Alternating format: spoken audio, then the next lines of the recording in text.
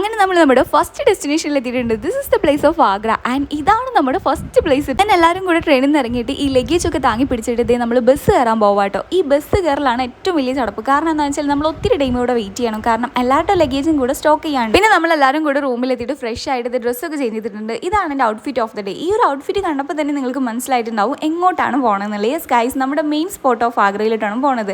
നമ്മളിന്ന് താജ്മഹൽ കാണാൻ പോകാം. അത് ഈ ഡ്രസ്സ് ഇട്ട് കണ്ട് കറക്കം കറങ്ങിയിട്ടുണ്ടല്ലോ. ഈ ഡ്രസ്സ് എനിക്ക് അത്ര ഫിറ്റ് അല്ലാത്ത പോലെ ഫീൽ ഉണ്ടായിരുന്നു. പക്ഷേ ഈ കമ്മലൊക്കെയാണ് സെറ്റ് ചെയ്ത് വന്നപ്പോൾ സംഭവം സൂപ്പറായി. ഇന്ന് ഇവരുടെ കോസ്റ്റ്യൂമിലോ മേക്കപ്പിലോ ഒന്നുമല്ല ഗൈസ് ഞാൻ വീണത്. ഈ കാതി കിടക്കുന്ന ഈ ഒരു മുതലുണ്ടല്ലോ, ഇത് കണ്ടപ്പോൾ തൊട്ടേ ഞാൻ ക്രഷായി. ഇതിൽ സത്യം പറഞ്ഞാലുണ്ടല്ലോ ഇതൊക്കെയാണ് സം ഫെമിനൈൻ തിങ്. പിന്നെ നമ്മൾ ഫുഡ് കഴിച്ചിട്ടുണ്ടായിരുന്നു. ഫുഡ് എങ്ങനെയാ വെച്ചാൽ വലിയ അതൊന്നുമില്ല, നമ്മുടെ കേരള ഫുഡിൻ്റെ അത്രയൊന്നും പോരാ. പിന്നീട് നമ്മൾ ബസ് കയറിയിട്ട് നേരെ പോകുന്നത് എങ്ങോട്ടാച്ചാൽ സംഭവം താജ്മഹൽ കാണാനെന്നൊക്കെ പറയുന്നുണ്ട്. പക്ഷേ ആരുടെ ഫേസിൽ ഞാൻ ഒരു എക്സൈറ്റ്മെന്റ് കണ്ടില്ലട്ടെ. എൻ്റെ ഫേസിലാണെങ്കിൽ ഒട്ടുമില്ല. എനിക്കാണെങ്കിൽ പിന്നെ താജ്മഹലിനോട് വലിയ എക്സൈറ്റ്മെന്റ് ഒന്നും ഇല്ല. അതിന്റെ സംഭവം എന്ന് വെച്ചാൽ എനിക്കും അറിയാൻ പാടില്ല. ഈ എക്സൈറ്റ്മെന്റ് ഒന്നും ഒട്ടും ഇല്ലാത്തതുകൊണ്ട് തന്നെ അവസാനം എല്ലാവരും പോയതിനു ശേഷം നമ്മൾ ബാക്കിൽ ഡോലും പോലും പോലെ ഇരുന്നിട്ട് നടന്നുകൊണ്ടിരുന്നത്. എല്ലാവരും അങ്ങനെ എൻട്രൻസിലേക്ക് എത്തിയിട്ടുണ്ട്. സംഭവം നമ്മൾ ഈ എൻട്രൻസ് കഴിഞ്ഞിട്ട് നമ്മൾ വേൾഡ് ഓഫ് വണ്ടേഴ്സിൽ ഒരു സംഭവമാണ് നമ്മൾ ഈ കാണാൻ പോകണമെന്നുള്ളൊരു എക്സൈറ്റ്മെന്റ് എൻ്റെ ഫേസിൽ നിന്നല്ല, എൻ്റെ കൂടെ ഉള്ളവരുടെ ഫേസിൽ ഞാൻ കണ്ടില്ല കേട്ടോ. പിന്നെ ഇവിടെ വന്നപ്പോഴാണ് ഞാൻ ഒരു കാര്യം മനസ്സിലാക്കി, ഭാഗ്യത്തിന് മെറൂണും റെഡൊന്നും ഇടാതിരുന്നു. രമേശിന്റെ കടയിൽ നിന്ന് എടുത്ത പോലെ ആയിരുന്നു. എല്ലാവരും റെഡും മെറൂണായിരുന്നു. ഭാഗ്യത്തിനായിരുന്നു ഞാനൊരു കളർ ചൂസ് ചെയ്ത്. അല്ലെങ്കിൽ അങ്ങനെയാണല്ലോ, സംതിങ് ഡിഫറെന്റ് ആയാലും എല്ലാവരും നമ്മൾ ശ്രദ്ധിക്കുള്ളൂ. അത് മാത്രമല്ലല്ലോ, അവിടെ ഉണ്ടായിരുന്ന ഒരു ഹിന്ദിക്കാരൻ നമ്മളടുത്ത് ചോദിക്കും ചെയ്ത് എന്തിനാണ് ഇവിടെ വരുന്ന ഗേൾസ് എല്ലാവരും റെഡും മെറൂണും ചൂസ് ചെയ്യുന്നത്. അപ്പോൾ നമുക്ക് എല്ലാവർക്കും ഒരേ ഒരു ആൻസർ ഉണ്ടായിരുന്നുള്ളൂ,